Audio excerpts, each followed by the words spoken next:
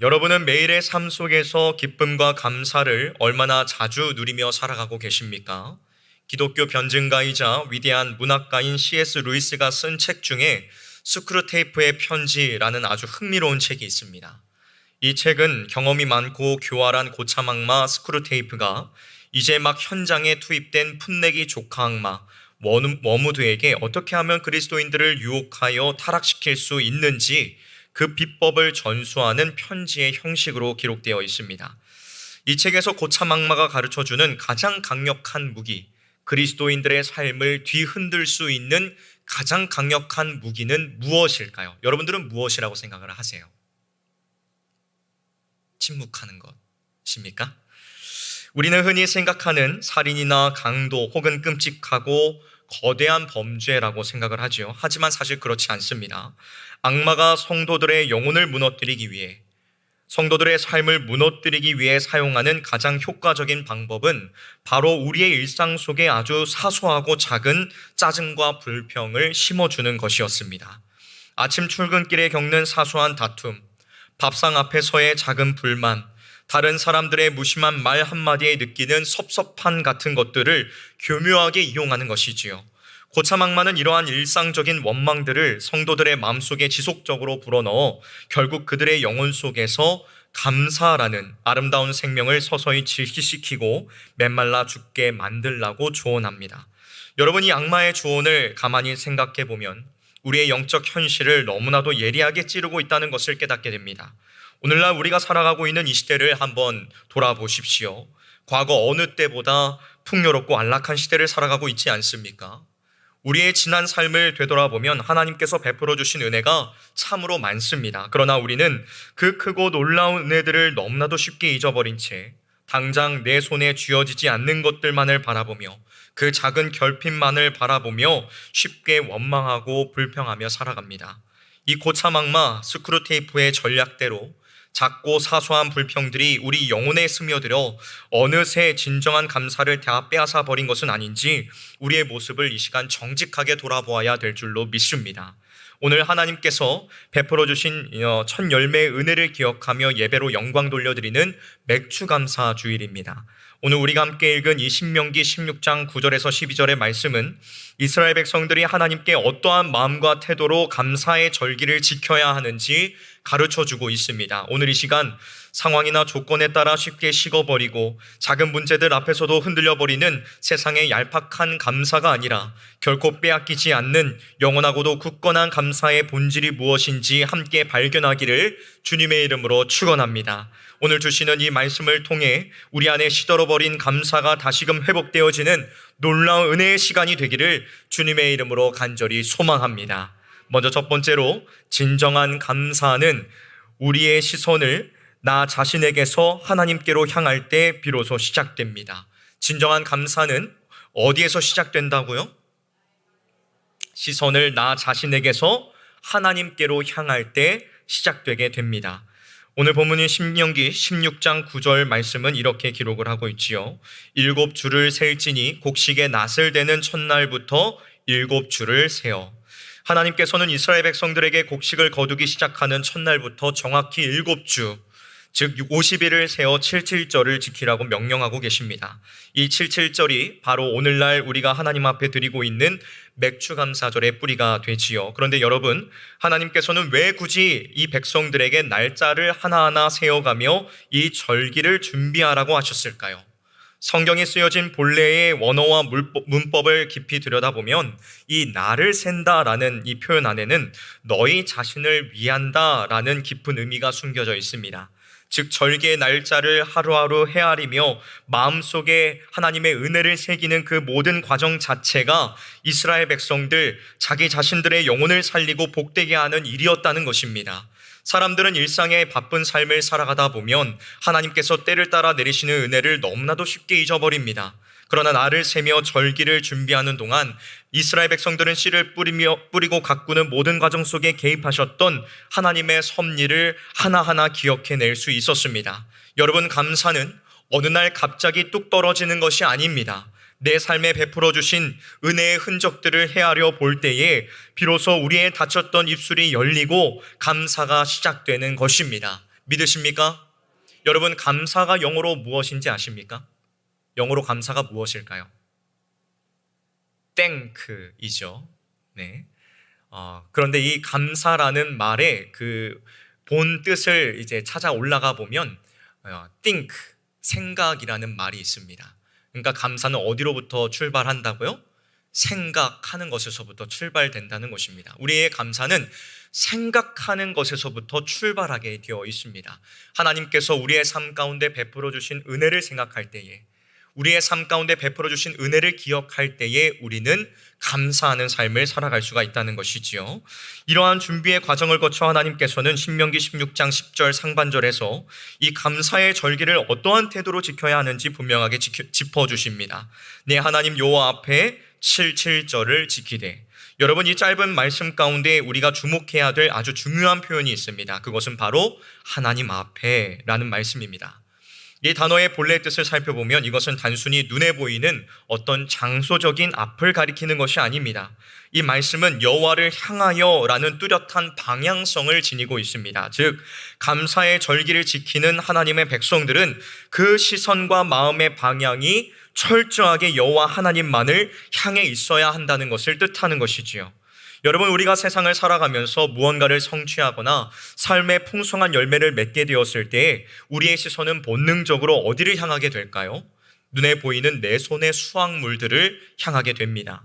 내 창고에 얼마나 많은 곡식들이 쌓였는지, 내 통장의 잔고가 얼마나 늘어났는지, 그리고 내가 이 결과를 얻어내기 위하여 얼마나 많은 땀을 흘리고 밤잠을 설치며 수고했는지를 먼저 들여다보기 마련이지요.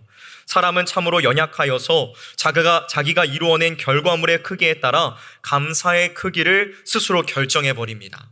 심지어 그 영광을 자신의 지혜와 노력의 결과로 돌리려는 완악한 습성까지 가지고 있지요. 내가 수고했으니 이 정도 누리는 것은 당연하다고 생각하는 순간 감사는 사라지고 교만이 그 자리를 차지하게 되어 있습니다.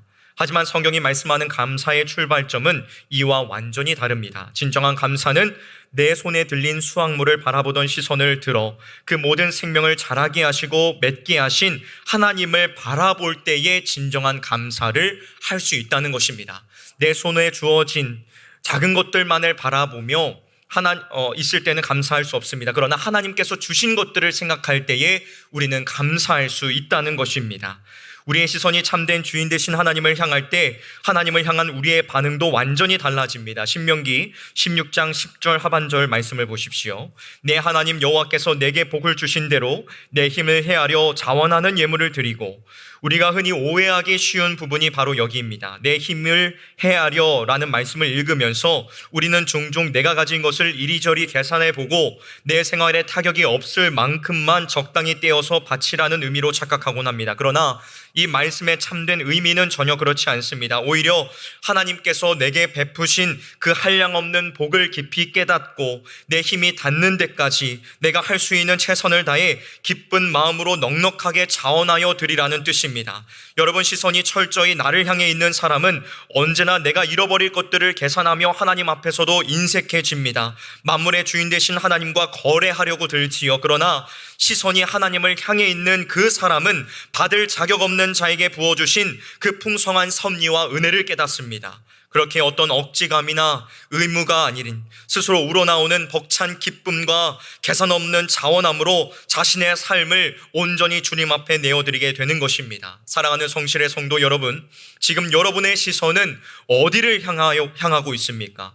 혹시 내 삶에 부족한 결핍이나 내가 이루어낸 알량한 성과에만 머물러 있지는 않으십니까?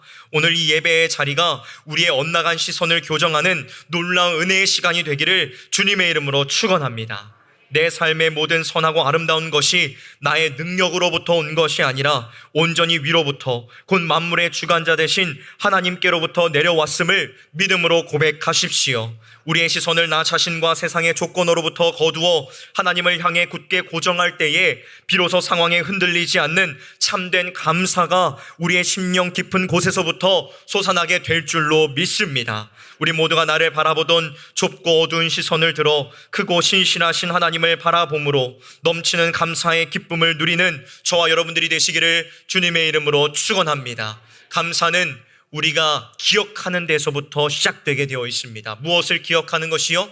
하나님께서 내게 이것을 해주시지 않았어 라는 것을 기억하는 데서부터 출발할까요? 아닙니다.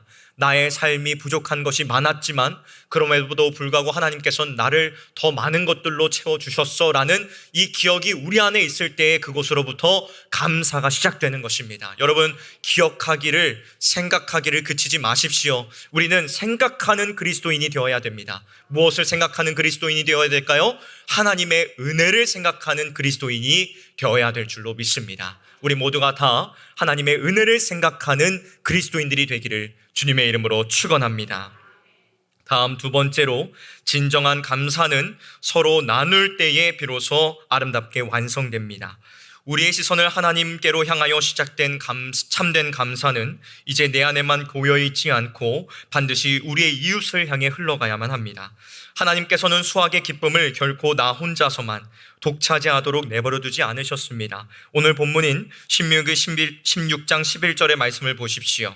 너와 내 자녀와 노비와 내 성중에 있는 레위인과 및 너희 중에 있는 객과 고아와 과부와 함께 네 하나님 여호와께서 자기의 이름을 두시려고 택하신 곳에서 내 하나님 여호와 앞에서 즐거워할지니라. 이 말씀 속에서 하나님께서는 이 감사의 축제에 누구를 초청하라고 말씀하고 계십니까? 땀 흘려 농사를 짓고 직접 수확의 결실을 맺은 당사자만 부르신 것이 아닙니다. 그들의 자녀들은 물론이고 집안에서 굳은 일을 도맡아 하는 종들을 부르십니다. 또한 자신의 기업이 없어 땅을 분배받지 못한 레위인들을 초청하십니다. 나아가 그 사회에서 가장 연약하고 소외된 사람들, 즉 스스로의 힘으로는 살아갈 방도가 막막한 나그네와 고아와 과부까지도 한 사람도 빠짐없이 모두 불러 모으라고 명령하십니다. 여러분, 성경에서 이 즐거워하라 라고 기록된 이 단어의 쓰임새를 깊이 살펴보면 이것은 단순히 기분이 좋아 입가에 미소를 띄우는 정도의 가벼운 감정이 아님을 우리는 발견하게 됩니다. 우리의 마음과 영혼과 온몸을 다해 전격적으로 기뻐하는 충만한 상태를 의미하는 것이지요. 그런데 하나님께서는 이토록 깊고 풍성한 기쁨을 내 삶의 울타리 안에 있는 가족들이나 나와 잘 맞는 가까운 사람들끼리만 누리라고 말씀하지 않으셨습니다. 내 곁에 있는 가장 연약하고 가난한 지체들과 함께 기뻐하라 라고 말씀하고 계신다는 것입니다. 더욱 중요한 것은 이 기쁨을 누리는 곳이 어디라는 것입니다. 본문은 내 하나님 여호와 앞에서 즐거워할지니라 라고 기록하고 있지요. 아까 전에도 말씀을 드렸죠. 여호와 앞에서 라는 이 말씀은 장소적인 의미가 아니라고 말씀을 드렸습니다. 하나님께서 함께 하시는 그 영적인 교제 안에서 기뻐하라는 뜻을 가지고 있는 것이지요. 우리가 세상에서 얻는 물질적인 소유는 잠깐의 만족을 줄 뿐입니다. 그러나 하나님의 백성들이 누리는 가장 큰 즐거움은 물질 그 자체에 있는 것이 아니라 우리 가운데 임재하시는 하나님 안에서 한 형제 자매된 지체들과 그 은혜를 나눌 때에 주어지는 것입니다. 여러분, 구약 성경에 기록된 추수의 규례들을 가만히 살펴보면 하나님의 참으로 다정하고 세심한 성품을 발견할 수가 있습니다. 하나님께서는 추수할 때에 반 모퉁이의 곡지까지 남김없이 다 베지 말라고 말씀하셨습니다. 땅에 떨어진 나달들도 줍지 말고 그대로 남겨두라라고 하셨지요. 그것은 가난한 자들과 쉴 곳 없는 나그네들이 굶주리지 않도록 배려하신 하나님의 은혜의 몫이었습니다. 세상의 이치는 남들보다 하나라도 더 많이 거두어 내 창고를 가득 채우는 것을 축복이라고 부릅니다. 치열한 경쟁 속에서 남의 것을 빼앗아서라도 내 배를 불리고 오직 우리 가족만 평안하면 그만이라고 생각하기 쉽지요. 그러나 성경이 가르쳐주는 축복과 감사의 원리는 전혀 다릅니다. 나 혼자만 배부르는 것은 하나님이 원하시는 온전한 축복이 아닙니다.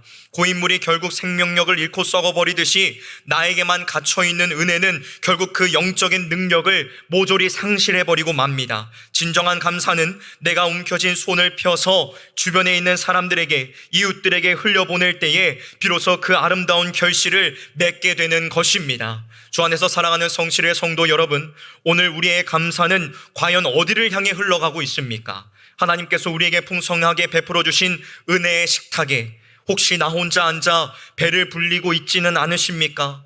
진정한 감사는 내 곁에 있는 연약한 지체들을 돌아보는 데에서 완성됩니다. 이 시간 우리의 주변을 돌아보시기를 원합니다. 옆에 있는 지체들을 한번 돌아보십시오.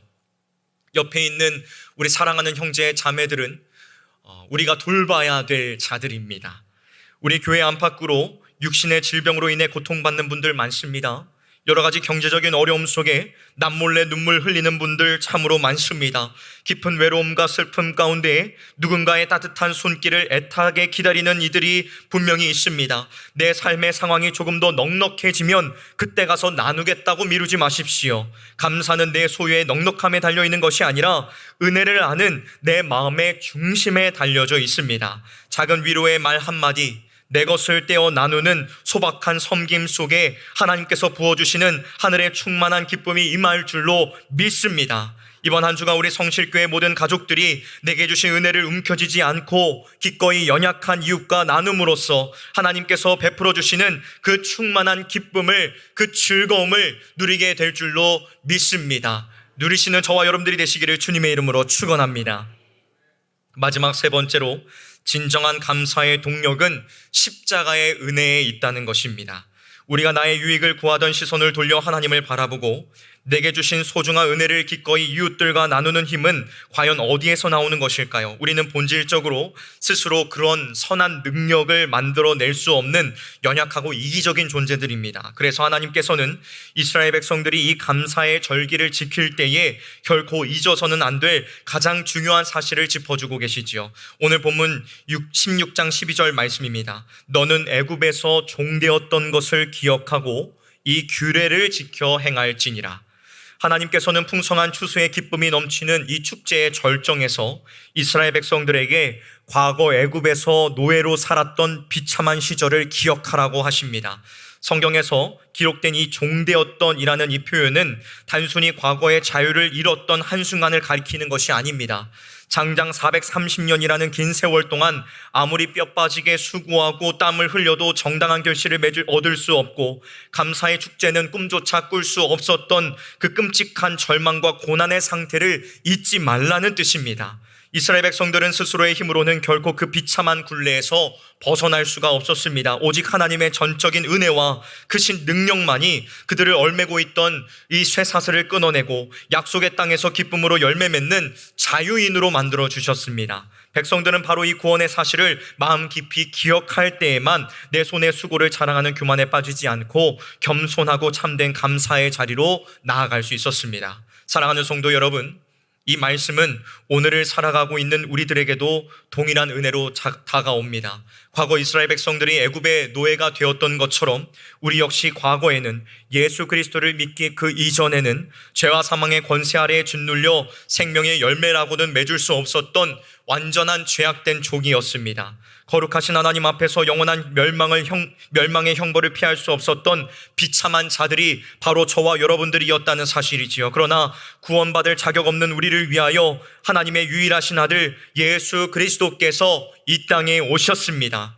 구약의 백성들이 이 맥추절의 감사함으로 고운 곡식가루와 붉은 포도주를 하나님께 올려드렸던 것처럼 예수 그리스도께서는 우리를 살리시기 위하여 참혹한 그 십자가 위에서 귀한 몸이 온전히 찢기셨고 그 귀하신 보혈을 남김없이 흘려주셨습니다. 또한 그들이 하나님 앞에 서기 위해 흠없는 제물로 속죄의 제사를 드렸던 것처럼 우리 예수님께서는 친히 우리의 속죄의 제물이 되어 주시어 우리의 모든 죄를 단번에 씻어 주셨습니다. 우리는 오직 이 예수 그리스도의 대속의 은혜로 말미암아 죄의 끔찍한 종노릇에서 벗어나 하나님의 존귀한 자녀가 되었습니다. 나아가 구약의 7절에 약속하셨던 성령 하나님을 우리 마음 가운데 보내어 주셔서 오늘날 우리도 믿음 안에서 이 풍성한 영광의 기쁨을 누리게 하셨습니다. 그러므로 우리가 오늘 하나님 앞에 진정으로 감사해야 될 단 하나의 절대적인 이유를 꼽으라면 그것은 바로 나를 살리신 십자가의 구원입니다.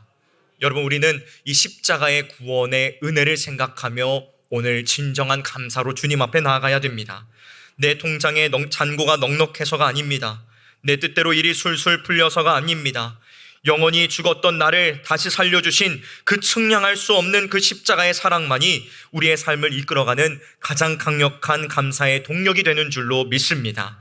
오늘 본문 12절의 마지막은 우리에게 이 규례를 지켜 행할지니라 라고 명령하고 있지요. 여기서 이 지킨다라는 말씀은 단순히 겉으로 드러나는 행동을 반복하라는 것이 아닙니다. 하나님의 그 크신 구원의 은혜를 우리의 마음판에 깊이 새기고 간직하여 삶의 모든 순간마다 그 은혜를 따라 살아가라는 뜻입니다. 사랑하는 성실의 성도 여러분, 삶의 거센 풍랑 속에서 감사를 잃어버리고 마음이 척박해질 때마다 나를 위해 생명을 내어주신 십자가의 은혜를 깊이 묵상하시기를 주님의 이름으로 축원합니다. 그 십자가의 은혜를 통과한 그 사람들만이 어떠한 환난과 고난 속에서도 결코 흔들리지 않는 진정한 감사, 굳건한 감사를 할 수 있습니다. 우리를 살리신 그 십자가의 사랑을 가슴에 깊이 새기고 날마다 주어지는 일상의 삶 속에서 구원의 감격에 살아 숨쉬는 믿음의 삶을 살아내는 저와 여러분들이 되시기를 주님의 이름으로 간절히 축원합니다. 말씀을 마무리하도록 하겠습니다. 사랑하는 성도 여러분, 오늘 당장 이 예배당의 문을 나서서 마주하게 될 우리의 삶의 현실은 어쩌면 여전히 팍팍하고 답답할지 모릅니다. 간절히 기도하던 문제들이 당장 해결되지 않은 채 여전히 우리의 삶을 기다리고 있을 수 있습니다. 그러나 상황과 환경이 나아지기를 기다리며 감사를 뒤로 미루지 마십시오. 감사는 내 삶의 조건이 모두 채워질 때 하는 것이 아니라 값없이 베풀어 주신 십자가의 은혜를 기억할 때 피어나는 생명의 열매인 줄로 믿습니다. 오늘 하나님께서 신명기 16장 12절을 통해 우리에게 주신 명령처럼 구원의 은혜와 감사의 삶을 우리의 마음판에 단단히 새기며 살아가기를 원합니다. 내 손에 쥐어진 것을 계산하려던 그 좁은 시선을 거두고 주변의 연약한 이웃들에게 따뜻한 위로와 사랑을 기꺼이 나누어주는 삶의 자리로 나아가십시오. 나를 위해 생명을 내어주신 십자가를 마음에 품고 묵묵히 걸어가는 성도들의 투박하지만 진실한 삶의 실천이야말로 하나님께서 가장 기쁘게 받으시는 진정한 감사의 제물이 될 줄로 믿습니다. 사랑하는 성실의 모든 성도님들이 우리 영혼을 메마르게 하는 작은 원망과 불평들을 십자가의 사랑으로 온전히 끊어내기를 원합니다. 그래야 우리에게 허락된 매일의 일상과 삶의 모든 순간을 거룩하고 온전한 감사의 축제로 올려드리는 복된 이 한 주간을 살아내시기를 주님의 이름으로 축원합니다. 함께 기도하도록 하겠습니다.